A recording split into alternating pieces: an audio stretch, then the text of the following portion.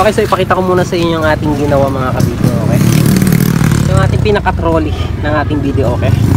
So gumawa tayo nito kasi mas maganda kung may gulong yung ating video, okay, lalo na kung pinaparentahan natin. Okay, para kahit saan man gusto nila ilipat, kahit hindi natawagin yung nagpaparent. Okay, so dito natin ilalagay yung ating new model na video, okay? Itong gulong na to is mapapansin yung mga luma to, okay, kasi ito yung pinagpalitan natin ng gulong o yung dating gulong ng ating video, okay? Okay, nilipat lang natin dito. Itong gulong naman na to is kahit medyo luma na, heavy duty pa rin siya mga kabidyo, okay? Okay, so ginawan nga natin ng paraan para mailagay natin or malagyan natin ng gulong yung ating video, okay? And then nilagyan natin ng tinak para talagang mas matibay siya. So ilagay na natin sa ating video, okay? Testingin natin kung kakasya.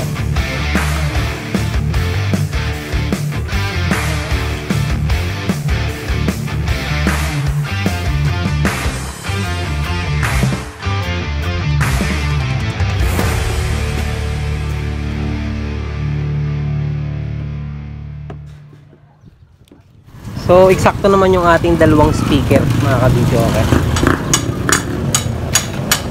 Saktong-sakto lang yung ating ginawa. Para sa ating mga kabidyo, okay natin dyan na magtatanong or nagtatanong baka daw malaglag yung ating head, yung ating video okay head. So hindi naman po siya basta-basta malalaglag kasi meron po siyang pinaka kanal. Kasi yung ating video okay head is meron po siyang paa and then dito po siya papasok or susuot. Okay, bali 4 na butas siya kaya hindi basta-basta siya malalaglag, maliban na lang kung talagang itulak ng todo-todo, okay?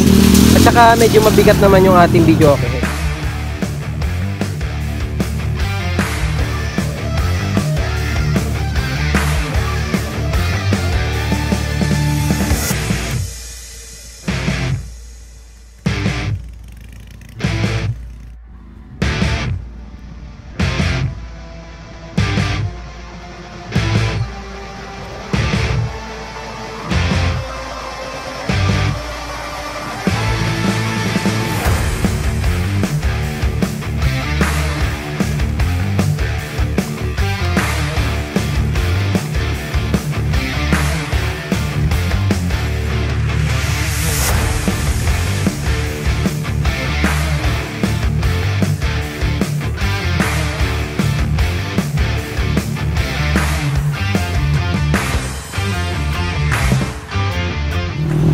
Ayun o, ayos na ayos mga kabidyo, okay?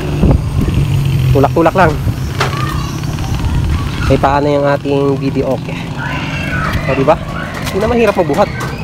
Pag ililipat ng pwesto, meron na siyang paa. Malaking paa natin mga kabidyo, okay? Kaya hindi siya mahirap itulak. Hindi kagaya ng malilitang gulong. Kapag malilitang gulong ng video, okay, medyo mahirapan kang magtulak. Kasi nga, malitang gulong. Okay?